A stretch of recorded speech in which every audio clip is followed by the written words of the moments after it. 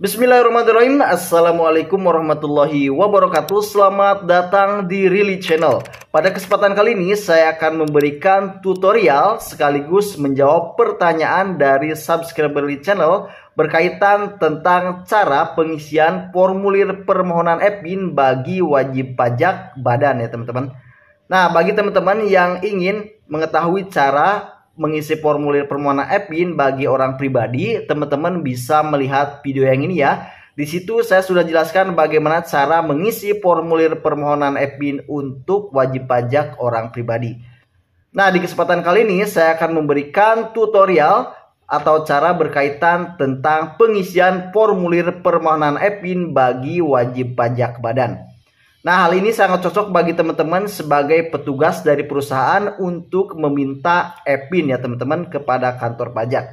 Nah, untuk permintaan EPIN ini bisa dilakukan secara online. Namun, di sini saya akan menjelaskan bagaimana caranya untuk mengisi formulir permohonan EPIN bagi wajib pajak badan.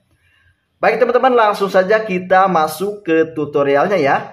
Di sini di paling atas ada Kementerian Keuangan Republik Indonesia Direktorat Jenderal Pajak. Nah, formulir ini dikeluarkan dari Kementerian Keuangan Republik Indonesia, yaitu dari Direktorat Jenderal Pajak. Baik teman-teman, sebelum saya melanjutkan kepada pengisian dari formulir ini, mungkin dari teman-teman bertanya, Kak, cara untuk mendapatkan formulir permohonan ini di mana? Nah, untuk caranya teman-teman bisa unduh formulir ini di website DJP Online. Atau jika teman-teman tidak mau ribet, sudah saya sertakan link untuk dokumen ini berada di kolom deskripsi ya teman-teman. Jadi teman-teman tinggal download aja ya.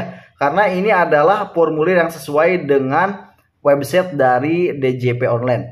Baik teman-teman, kita langsung saja masuk ke pengisian formulir permohonan EPIN.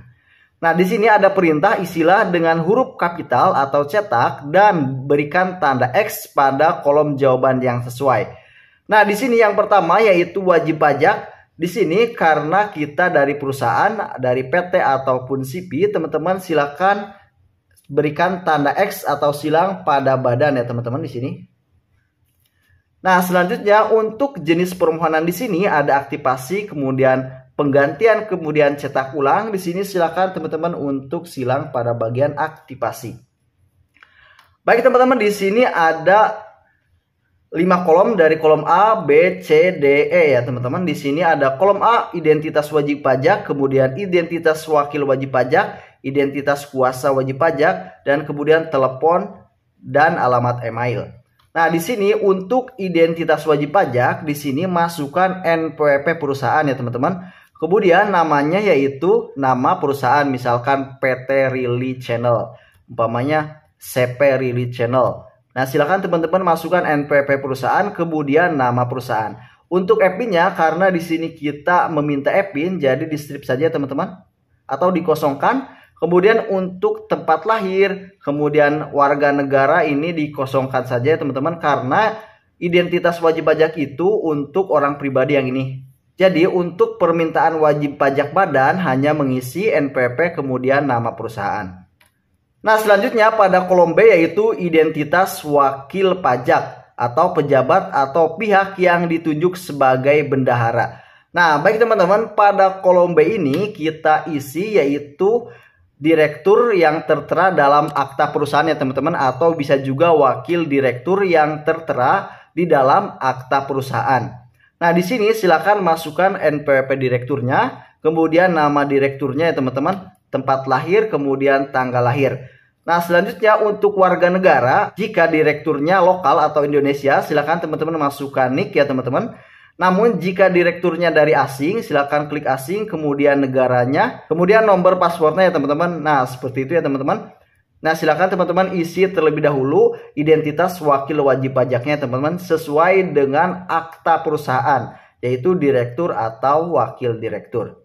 Baik teman-teman, selanjutnya yaitu C, identitas kuasa wajib pajak atau kuasa khusus wajib pajak. Diisi oleh kuasa wajib pajak atau kuasa wajib pajak. Baik teman-teman, pada kolom C ini jika direktur berkendala untuk meminta permohonan EPIN, kemudian diwakilkan kepada teman-teman sebagai kuasa untuk meminta permohonan EPIN, silakan teman-teman isi identitas ya teman-teman. Lalu teman-teman juga harus melampirkan surat kuasa yang diberikan oleh direktur kepada teman-teman untuk melakukan permintaan e-PIN. Nah, untuk contoh surat kuasanya seperti ini ya teman-teman. Nanti untuk surat kuasa ini teman-teman bisa mengunduh formulirnya ya di kolom deskripsi video ini, atau teman-teman bisa juga cetak sendiri untuk surat kuasanya. Nah, silahkan di sini teman-teman isikan identitas teman-teman ya. Nah, selanjutnya yaitu kolom D, telepon dan alamat email. Nomor telepon dan email sebagai sarana komunikasi dalam rangka pelaksanaan hak dan kewajiban perpajakan melalui layanan pajak online.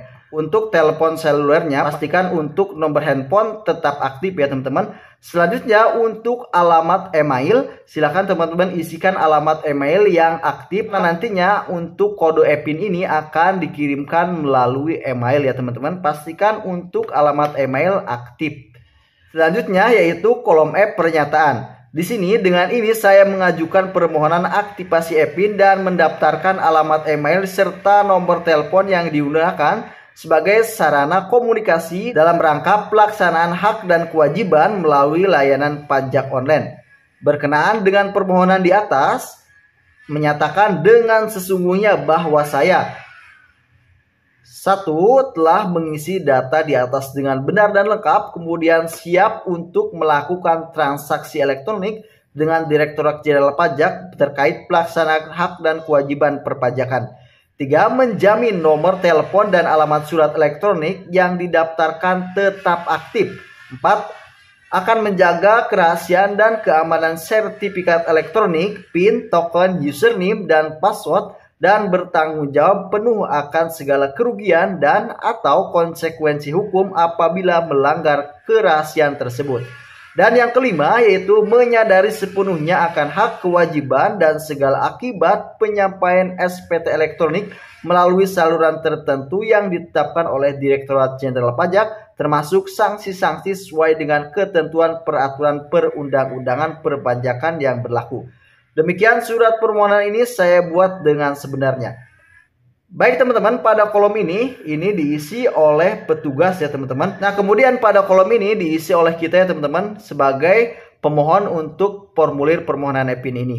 Silakan teman-teman untuk memasukkan tempat pembuatan formulir permohonan ini, kemudian tanggal ya teman-teman, bulan dan tahun. Kemudian di sini tuliskan nama pemohon dan jabatan di perusahaan tersebut. Nah, baik teman-teman, kurang lebih untuk pengisian datanya seperti ini ya teman-teman. Jadi untuk wajib pajak yaitu wajib pajak badan, jenis permohonan aktivasi. Kemudian di sini identitas wajib pajaknya dimasukkan NPWP perusahaan, kemudian nama PT-nya teman-teman. Nah, yang ini dikosongkan saja karena ini untuk wajib pajak orang pribadi. Selanjutnya pada kolom B silakan teman-teman untuk masukkan nama direktur atau wakil direktur yang tertera dalam akte perusahaan. Sini jika warga negara Indonesia, pilih warga negara Indonesia, kemudian masukkan nick-nya. Jika warga negara asing silakan silang pada warga negara asing, kemudian masukkan negara, kemudian nomor paspor ya teman-teman.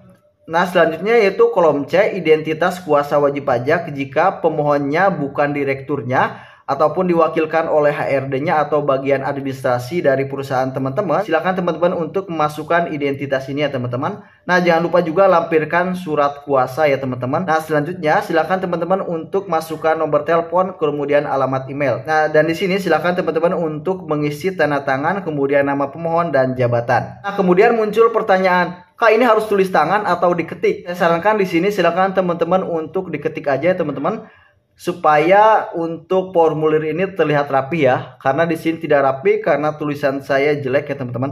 Baik teman-teman, kurang lebih untuk cara pengisian formulir permohonan e-PIN seperti ini ya teman-teman. Jika ada kesalahan silakan teman-teman untuk koreksi di kolom komentar ya teman-teman. Nah, dan semoga video ini bermanfaat dan menjadi wawasan untuk kita semua. Dan bagi teman-teman yang ingin lapor SPT tahunan, sudah saya sediakan juga tutorialnya sebelum video ini. Jadi jangan lupa untuk subscribe channel ini ya teman-teman, karena banyak sekali video-video yang membahas berkaitan tentang perpajakan. Saya akhiri, wassalamualaikum warahmatullahi wabarakatuh.